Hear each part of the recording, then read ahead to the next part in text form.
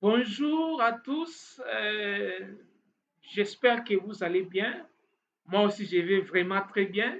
Heureux de partager avec vous cette présentation qui s'intitule Sauvegarde communautaire.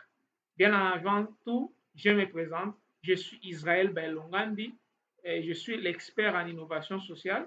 J'accompagne les innovateurs à faire en sorte que leurs innovations rencontrent les besoins de la communauté et les besoins des personnes pour lesquelles ils sont en train de concevoir leurs innovations.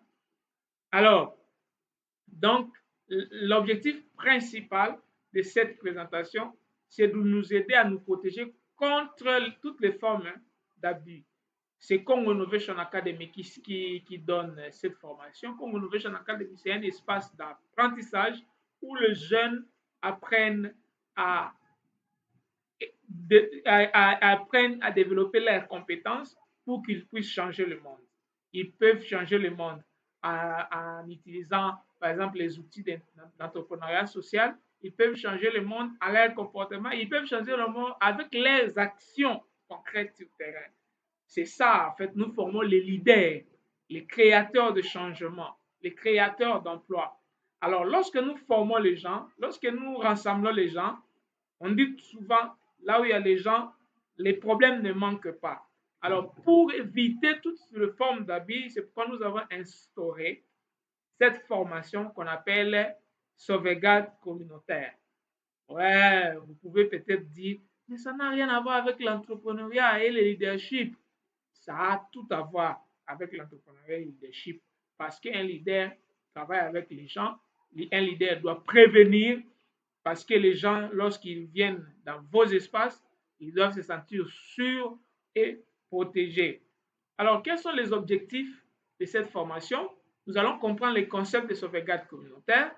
Nous allons identifier les différents types d'abus qui existent dans une communauté et nous allons connaître aussi les comportements attendus dans un environnement sûr. Nous allons aussi apprendre des procédures de signalement et de prise en charge au cas où un abus ou des abus se passent ou surgissent dans une communauté. Alors, pourquoi d'abord la sauvegarde communautaire? Je vais vous raconter une histoire.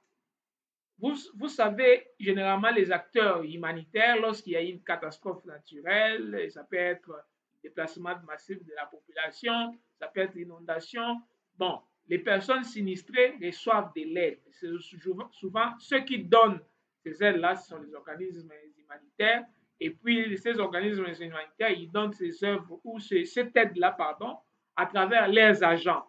Maintenant, arrivés sur le terrain, leurs agents commettaient des fautes. Ils, ils échangeaient les services aux femmes contre leur sexe. Parfois, ils disaient parfois les mots qui blessent. Ils se prenaient comme des demi-dieux devant cette population-là sinistrée. Et ça créait beaucoup de problèmes. Vous venez trouver une solution à un problème de sinistré et vous en créez un autre avec beaucoup de types d'abus. Ça peut être harcèlement sexuel, ça peut être exploitation, ça peut être insulte, ça peut être discrimination. Alors, c'est pourquoi cette formation a été instaurée dans beaucoup de contextes humanitaires pour prévenir, avertir les agents, avertir aussi les bénéficiaires pour qu'ils sachent leurs droits, ils sachent aussi comment ils peuvent signaler ou dénoncer les cas d'abus. Alors, c'est pourquoi la sauvegarde communautaire? C'est pour garantir un environnement d'apprentissage sûr et respectueux. Ici, c'est dans les contextes de SINA. Nous sommes un centre de formation. Il faut qu'un environnement, que ce soit en ligne ou que ce soit physique, soit respectueux. On doit respecter les gens. L'environnement doit être sûr. Nous devons aussi prévenir toute forme d'exploitation, harcèlement ou négligence. Nous devons promouvoir la confiance entre les participants et l'académie. Vous, lorsque vous venez à l'académie, nous allons avoir des sessions physiques. Vous devez avoir confiance en nous en tant que Congo Innovation Academy parce que nous aussi, nous avons confiance en vous en tant que participants à nos formations. Quels sont les différents types d'habits? Nous avons les abus physiques. Les abus physiques comme violence, coups, punition physique, ce sont les abus. Les abus sexuels comme harcèlement, attouchement, propos déplacés, les abus psychologiques comme humiliation, intimidation, pardon, moquerie, isolement. Nous avons la négligence, absence d'attention, ignorance des besoins. Ce sont les différents types d'abus. Quand même, on n'entre pas vraiment en détail, c'est clair. C'est clair, on peut toutefois savoir que ça, c'est un harcèlement. Harcèlement sexuel lorsque un homme continue continuellement court derrière une fille qui a catégoriquement refusé. La fille a refusé de faire une relation sexuelle, ou le garçon aussi a refusé, mais les garçons ou la fille continuent toujours à dire les propos, parfois à toucher les garçons ou la fille d'une mauvaise façon. C'est ça ce qu'on appelle euh, l'harcèlement sexuel. Parfois aussi des mots, des propos déplacés. Et nous avons des violences physiques. À l'académie, il n'y a pas de punition. Oh non, écoutez, il y a une chicotte. Non, non, non, ça sera une violence. Vous voyez, on ne tape pas quelqu'un ici à l'académie. Et à l'académie, nous n'humilions pas les gens. Donc, on ne dit pas les propos qui peuvent faire du mal aux personnes. On ne se moque pas des personnes. On n'aimait pas des personnes le cas. Tout le monde a droit au matériel qui donne la formation. N'est-ce pas? Et puis, voilà, donc c'est comme ça. C'est les différents types d'habits que nous évitons clairement dans l'académie. Alors, pour prévenir, pour préserver, pardon, un environnement sain et sûr au sein de l'académie, nous devons respecter la dignité humaine, la dignité humaine. Tolérance zéro envers toute forme d'abus. Confidentialité et écoute bienveillante. Quand quelqu'un vient avec un secret auprès de toi, il ne faudrait pas divulguer ce secret-là. Ce n'est pas du tout bon. Ce n'est pas du tout bien. Et la responsabilité, elle est partagée. Protéger, c'est l'affaire de tous. Ce n'est pas que, non, c'est seulement c'est SINA qui organise la formation. C'est seulement SINA qui est censé protéger les gens. Nous tous, nous devons protéger notre environnement. Nous devons veiller à ce que l'environnement de SINA soit un environnement sain. SINA, c'est une communauté. C'est un environnement des hommes et femmes responsables, des hommes qui sont là pour changer le monde. Nous ne devons pas créer un mauvais environnement au sein de notre académie. Rôle de chaque acteur. En tant que formateur, nous devons garantir un climat sûr et respectueux. Et vous, en tant que les participants, vous devez aussi adopter un comportement exemplaire. Et nous, en tant que responsables académiques, ce n'est pas une université, hein. Ce n'est pas une université, mais c'est un espace de formation. Nous avons euh, un protocole de sauvegarde.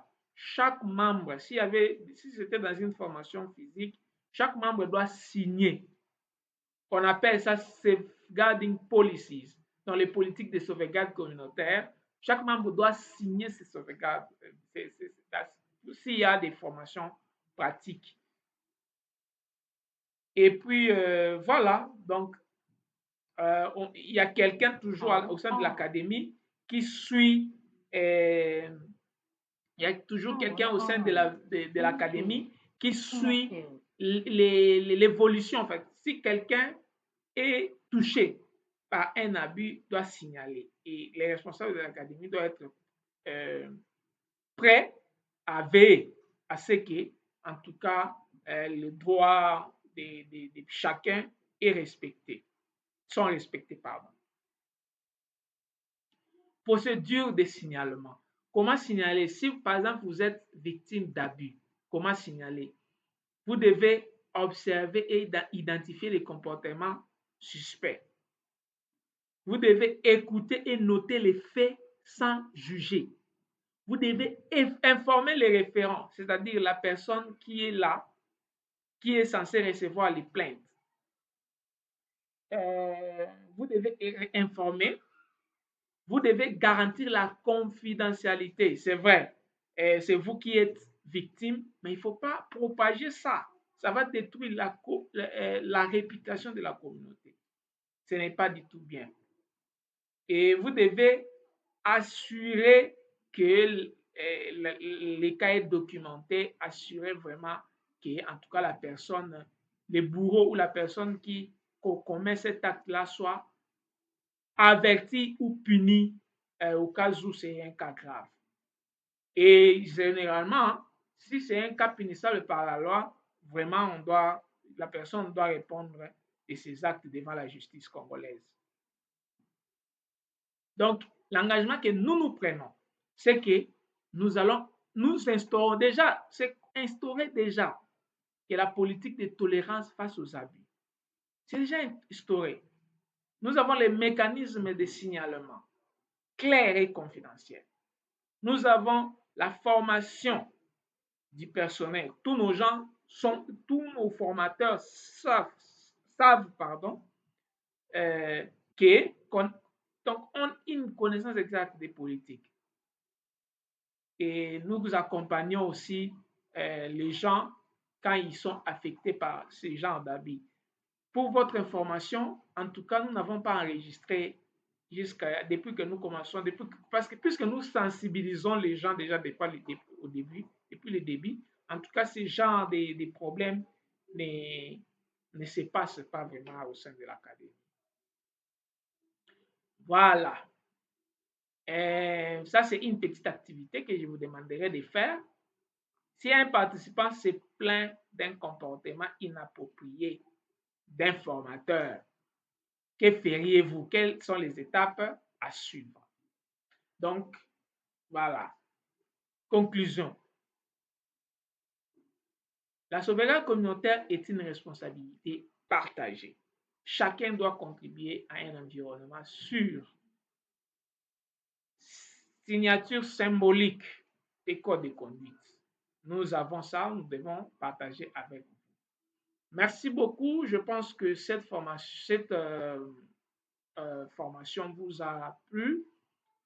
Dites aux commentaires ce que vous êtes censé faire vous-même, les engagements que vous avez pris pour que votre communauté soit une communauté sûre, notre communauté SINA. Pas seulement SINA, partout où vous allez, partout en tant qu'entrepreneur, veillez à ce que euh, ces politiques soient vraiment mises en pratique. D'ailleurs, il y a beaucoup de matériel en ligne, vous pouvez vous former en plus sur ça. Merci beaucoup. À la prochaine.